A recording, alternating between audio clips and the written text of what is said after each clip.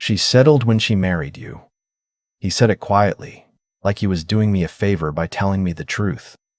Trevor Lang had been standing in my wife's world for 8 months before I even knew his name. By the time I heard those words, he had already decided I wasn't worth knowing. He was wrong about that. My name is Nathan Cole.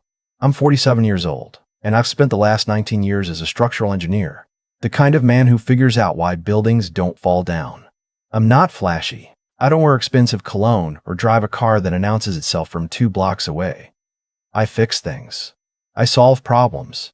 I think in load-bearing calculations and stress tolerances. It's not the kind of work that impresses people at charity galas, which is exactly where my wife introduced me to the man who would spend the next 3 months trying to dismantle my life. My wife handled commercial real estate. She'd built her career from the ground up, starting as an assistant at a mid-sized brokerage right out of college, and working her way to senior broker by the time she was 38. I was proud of her, genuinely proud, the kind that swells in your chest when you watch someone you love become exactly who they were always meant to be. We had a daughter together, Lily, who was 9 years old and had her mother's eyes and my stubbornness in equal measure. We had a house in a good neighborhood. We had a life. The gala was for a children's hospital foundation, the kind of event where my wife's firm bought a table every year and expected their brokers to show up, shake hands, and be visible. She'd asked me to come. She said it mattered to her. I rented a tux I felt ridiculous in, and stood beside her while she worked the room the way she always did, effortlessly, like she'd been born knowing exactly what to say and when to say it. That's when Trevor Lang walked over. He was maybe 45, the kind of good-looking that money refines over time. He had the build of a man who paid someone to keep him in shape, and the handshake of someone who'd practiced making it feel significant. My wife introduced us with a smile I didn't recognize. Too bright, too performative. Trevor. This is my husband, Nathan. He builds things. Trevor looked at me the way you look at a piece of furniture you're considering getting rid of. I appreciate a man who works with his hands, he said, in a tone that meant exactly the opposite. Then he turned back to my wife and said something about a development deal in Scottsdale, and she laughed, and I was already outside the conversation before I'd fully stepped into it. Later, when the dinner plates were being cleared and my wife was deep in conversation with Trevor and 2 other investors, I went to the bar and ordered a club soda. Trevor drifted over a few minutes later. Alone. I wasn't sure if it was deliberate or accidental. It wasn't accidental. She's extraordinary, you know, he said, looking across the room at my wife. The kind of woman who only comes along once or twice in a life. He paused, swirling his drink. It's a shame when someone like that gets held back. I looked at him. By what? He smiled. Not unkindly, which was somehow worse. Circumstances. Choices people make when they're young and don't know yet what they're capable of becoming.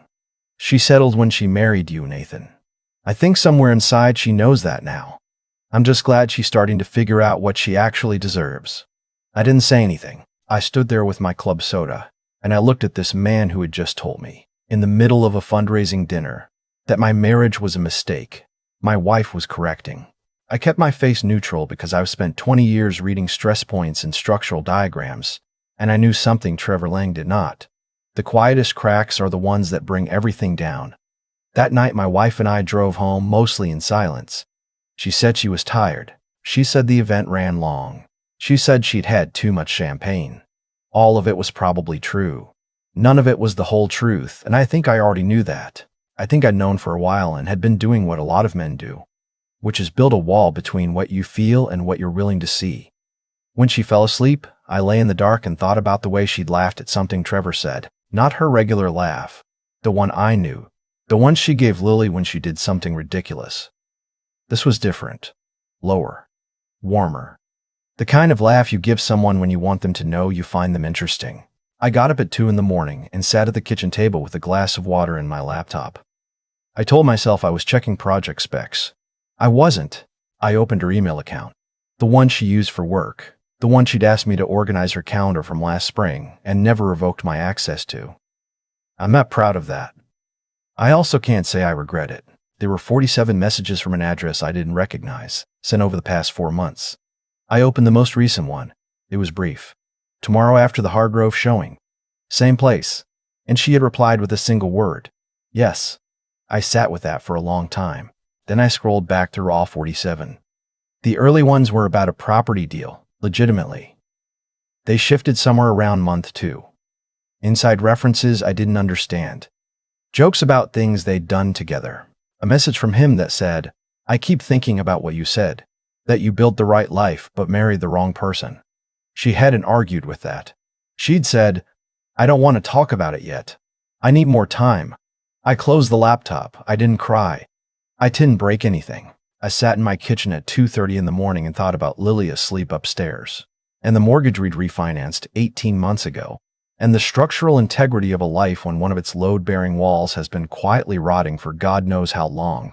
In the morning, after my wife left for work and Lily was on the school bus, I called the only person I could think to call, my older brother Marcus, who had been through a divorce 12 years earlier and had come out the other side with a clarity I'd always quietly admired. I told him what I'd found. He listened without interrupting. Then he said, "Before you do anything else, call a lawyer. Today. Don't wait." I called a family law attorney named Carol Dwyer, who a colleague had used during his own divorce 3 years prior. Carol had a second-floor office on Meridian Avenue with plants on every windowsill and the kind of calm, unhurried manner that made you feel like she had seen your exact situation before and hadn't found it unsolvable. I sat across from her and told her everything I knew, which felt like both too much and not enough. She asked me about assets. I walked her through it. Our house, which we bought together, and both names were on the deed. My engineering firm, which I'd incorporated 6 years into our marriage as a sole proprietorship before converting it to an LLC. My wife's brokerage commissions, which varied year to year but had been significant the last 3. A joint savings account with about $90,000 in it. Carol pulled up something on her screen and turned it toward me. "Tell me more about the LLC," she said. I'd restructured it the previous year in my accountant's advice, moving the primary assets and client contracts into a business trust for liability protection. My brother was the secondary trustee. My wife had signed off on the restructuring without asking too many questions because I'd presented it as routine, which it largely was. Carol studied it and nodded slowly. She can claim a portion of the business's value, but she cannot force a sale or take operational control because she was never a beneficiary of the trust. The timing of that restructure works in your favor. She told me not to move any money from joint accounts, not to confront my wife, and not to give any indication that I knew what was happening. Document everything, she said. Be a ghost for now. Let them think you're still in the dark. I was good at being a ghost. I'd been one, apparently, for months. I started paying attention in the way I'd stopped paying attention, which is to say, I noticed things I'd been too comfortable to notice before. My wife's phone face down on the counter when she was home. Long showers she'd never taken before. A business trip to Denver that she mentioned casually 2 weeks after the Gala. For a development conference, she said. 4 days. I checked the conference. It was real. It was also 1 day, not 4. I called in a favor from a contractor I'd worked with on 3 different commercial jobs. A man named Ellis, who did private security work on the side, and owed me more than he'd ever be able to repay after I found the load calculation error that would have brought down his cousin's parking structure. Ellis was discreet, the way professionals are discreet, which means thorough and quiet. What Ellis found during those 4 days took me 2 sittings to read through completely. Trevor Lang had done this before. Not once. Twice that Ellis could document clearly, and likely a 3rd time that had been settled quietly enough to keep off public record. The pattern was consistent. He identified high-performing women in real estate or development, women who were successful but felt constrained, often in long marriages to men he could characterize as uninspiring. He cultivated the relationship over 6 to 8 months. He waited until the woman was emotionally dependent enough to make financial decisions in his favor during a divorce. The first husband had lost his share of a restaurant business through a settlement agreement so one-sided it had been reviewed by the state bar. The second husband had signed over a vacation property, and then discovered Trevor had been advising his wife on the settlement terms through Rochelle LLC. This man wasn't conducting an affair. He was running a business model. I called Carol with Ellis's report, and she went quiet for almost a full minute. Then she said, "This changes the strategy significantly. We're not just protecting your assets, we're building a case." I asked what kind of case. She said, "Fraud. Conspiracy to interfere with marital property, depending on what we find about his communications with your wife. Potentially more. I need to loop in a colleague who handles financial crimes." That evening, I picked up Lily from her after-school program. She chattered about a project she was doing on migratory birds and showed me a drawing she'd made of a sandpiper. which was technically more of an abstract interpretation of a sandpiper, but I told her it was perfect because it was. We stopped for ice cream. She got 2 scoops of strawberry and got the first one almost entirely on her jacket before we made it to a bench. "Daddy," she said, licking her cone carefully, "is something wrong with you and Mom?" I looked at her. "What do you mean, sweetheart?" She kept her eyes on the ice cream. "You two don't talk at dinner anymore. You talk, but not really. You know? 9 years old." I asked her how she got so observant, and she said, "I've always been observant, you just don't notice because you're thinking about buildings." I laughed. It was the first genuine laugh I'd had in 3 weeks. I told her that sometimes grown-ups go through hard periods, that it didn't mean anything was wrong with her, and that no matter what happened with anything, she would always have both her parents. She nodded seriously, as though she was filing this information away for future reference. Then she said the ice cream was better here than at the place near school, and we moved on, the way children do, trusting adults to handle the enormous invisible things. What happened at the neighborhood association meeting 2 weeks later was not part of any plan. My wife and I had both attended the quarterly HOA meeting at the Kellerman's house because there'd been an ongoing dispute about the drainage situation on the west end of the street that I'd been consulted on professionally. About 40 minutes into the meeting, one of our neighbors, a woman who'd lived on the block for 20 years and made no secret of knowing everyone's business, looked at my wife and said, "Diana, I hope everything's okay with you two. I saw you at Carmine's on Thursday with that developer friend of yours." The room shifted. My wife's expression didn't break, but I watched her shoulders go rigid. "I'm not sure what you mean," she said, very carefully. The neighbor, to her credit or her detriment depending on your perspective, kept going. "I was there with my sister-in-law. We were at the booth right beside you. He had his hand on yours for most of the dinner. I figured Nathan must know, since you weren't being discreet about it. I counted 7 people in that room who are now looking at me with the particular expression people wear when they have accidentally become witnesses to something private becoming public. I said, quietly, 'Thank you for telling me,' and then I suggested we get back to the drainage discussion, because I had some concerns about the grade differential that I wanted to walk through before we lost the light.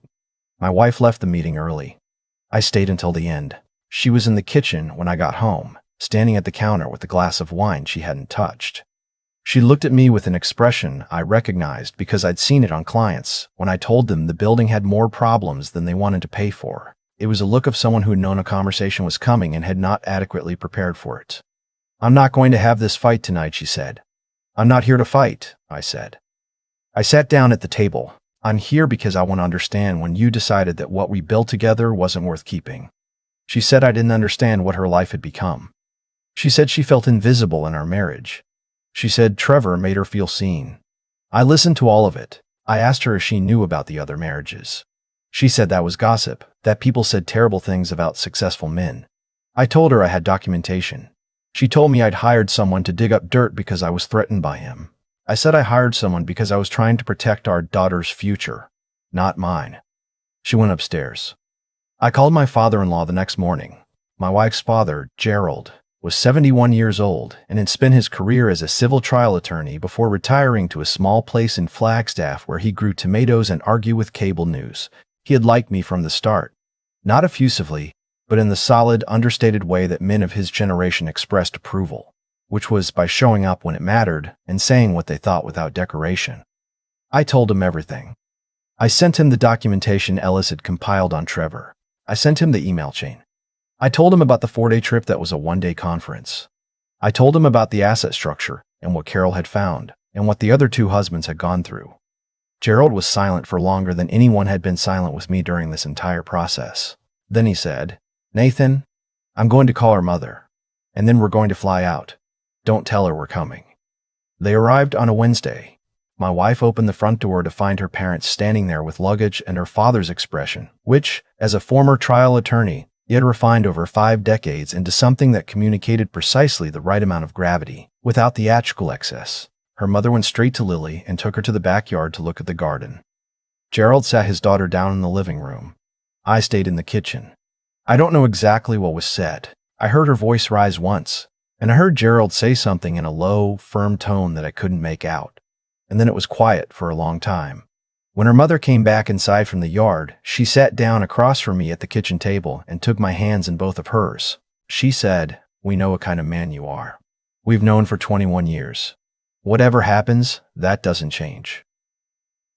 Gerald spent the next day on the phone with Carol, pro bono. He had contacts she didn't have.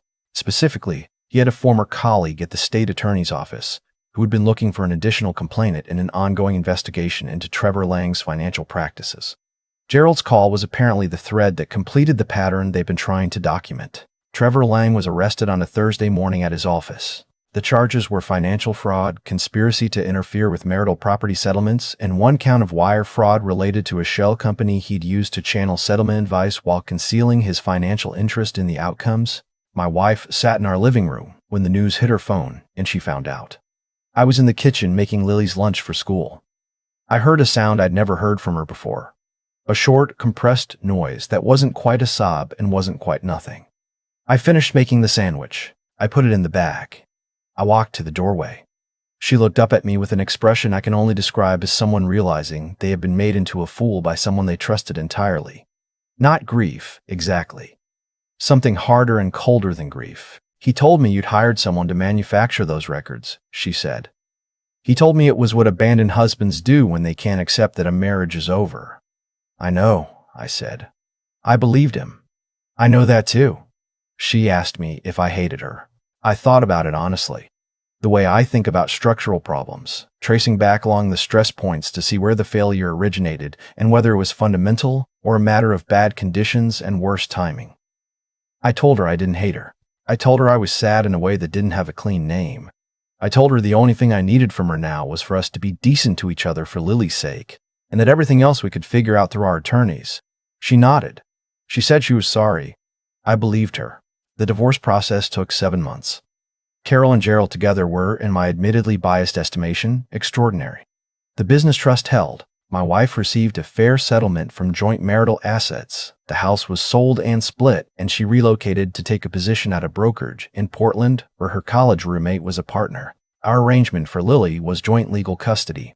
Primary physical with me during the school year, given that my wife's new position required travel, and summers plus holidays with her mother. The civil suit against Trevor involving the other 2 husbands, plus my own claim, and the information Gerald had provided to the state attorney's office, resulted in a judgment that, as Carol put it, will keep his attorneys employed until he's too old to cause this kind of damage anymore. The criminal case moved more slowly, as criminal cases do. But it moved. The day the divorce was finalized, I picked Lily up from school and took her to the park near our old house. She sat on a swing and kicked her feet in the dirt and told me she'd made the final round of her school's science competition with the bird migration project, which had apparently evolved into a multimedia presentation involving hand-drawn maps and a recorded interview with a birding club in New Mexico. I told her I wanted to hear every detail. "Dad," she said, "are you going to be okay?" I pushed her swing gently. "I think so, sweetheart." "Yeah," she said, "okay." And then, the adults in her life having apparently answered sufficiently, she launched herself off the swing mid-arc and landed in the dirt and immediately started looking for interesting rocks. I found a new house, smaller than the old one, 2 blocks from Lily's school. It had a good yard and a garage I converted into a proper workshop. Marcus helped me move on a Saturday in early March, and we ordered pizza and sat on the floor of the mostly empty living room and talked until midnight the way we hadn't talked since we were teenagers, sharing a bedroom in our parents' house. 3 months after the move, I was in the yard on a Sunday morning helping Lily build what she described as a habitat structure for ground-nesting birds, which was a sophisticated way of saying a pile of sticks arranged with engineering input, when the woman from 2 doors down walked over with a plate of something wrapped in foil. She said she was Claire, and that she'd moved in 6 weeks ago from out of state, and that she hoped it was okay. She'd made too much coffee cake. I told her it was more than okay, and introduced her to Lily, who immediately asked Claire if she knew anything about bird habitats, which was how they ended up crouching in the dirt together for the next 40 minutes while I made coffee and tried to understand what it felt like to have an ordinary Sunday again.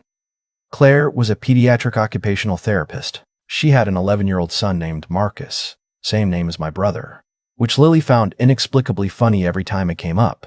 She'd come through her own difficult chapter in the previous 2 years with the self-possessed quietness of someone who had done the interior work and come out the other side more themselves, not less. She was direct and a little funny, and asked me real questions, the kind that assumed I had something worth answering. We had dinner a month later. Lily and young Marcus spent the evening watching something animated and arguing cheerfully about which character was the best.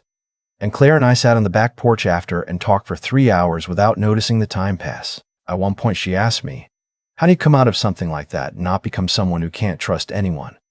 I thought about it. I said I suppose I came out of it understanding the difference between someone who is simply flawed, which all people are, and someone who is operating with deliberate malice. My wife and I had failed each other in real ways before Trevor Lang ever entered the picture. What he did was exploit that and accelerate it and try to profit from it. Hating him for it was easy. Understanding what was already broken before he arrived was harder and more useful. She said that was a more considered answer than she'd expected. I said engineers tended toward overthinking. She said she'd noticed. My engineering firm grew in the 18 months following the divorce in a way I hadn't anticipated. Several clients who'd followed the case through news coverage of the Trevor Lang investigation saw me out specifically. Business owners who wanted to work with someone who had demonstrated under pressure that he understood how to protect what he built. It was an odd form of professional credibility, but I'd take it. Gerald called me every few weeks. He said his tomatoes were doing better this year. He said my wife was settling into Portland and seemed to be finding herself again, which was good for Lily. He said he and his wife were planning to come out for Lily's school science fair in the fall and intended to take us all to dinner afterward. I told him I'd look forward to it. What I came to understand, slowly and imperfectly, was that Trevor Lang had thought he was exploiting weakness. What he'd actually done was run a test I hadn't known I was taking, and the result was a precise accounting of what I was actually made of. My father-in-law had flown out without being asked. My brother had shown up with a truck and pizza and no judgment. Ellis had spent 3 days documenting something he didn't have to document. Carol had built a case that held. My daughter had looked at me in a park and asked if I was going to be okay with the matter-of-fact concern of someone who already believed the answer was yes. The man who'd stood at that Gala bar being told he'd been settled for had thought that was a wound. He hadn't understood yet that it was a starting point. A year after the divorce, on a Sunday in late October, Lily's science fair project on bird migration won first place at the regional level. She stood up in front of a gymnasium full of parents and teachers and talked for 4 minutes about the navigational mechanisms of shorebirds with the absolute unself-conscious confidence of a child who has spent months learning something real and can't imagine why anyone wouldn't want to know it. Gerald and his wife sat in the second row. Marcus was beside me. Claire and her son sat one seat over, and at one point, without thinking about it, Claire leaned over to say something to me about Lily, and her shoulder was warm against mine, and it felt, for the first time in a long time, like the specific gravity of a thing that is going to hold. Afterward, in the parking lot, Lily ran to Gerald and let him pick her up, even though she claimed to be too old for that. Her grandmother wrapped a scarf around her and kissed her forehead. Marcus teased her about the sandpiper drawing framed in my hallway. What she told him was post-impressionist, and he didn't understand art.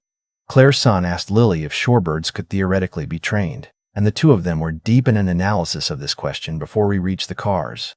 I stood in the cold evening air and looked at the people around me, gathered in the ordinary, scattered way of people who've ended up in each other's lives through a combination of intention and accident and hard-won circumstances, and I thought about load-bearing walls, about what holds, about the difference between something that looks solid and something that actually is. Trevor Lang had told me my wife settled when she married me. What he had actually given me, by being exactly what he was the chance to find out what I was. Not what I'd assumed or hoped I was, what I actually was. Under pressure, in the dark, when no one was watching and nothing was performing. I was someone who calls his brother, who sits on the floor eating pizza after a hard year, who builds a bird habitat in his backyard on a Sunday, who tells the truth to his daughter, even when the truth is that he doesn't have all the answers yet. Trevor Lang had spent his adult life deciding what other people were worth. He'd been wrong about me in every direction that mattered. I was grateful for the lesson,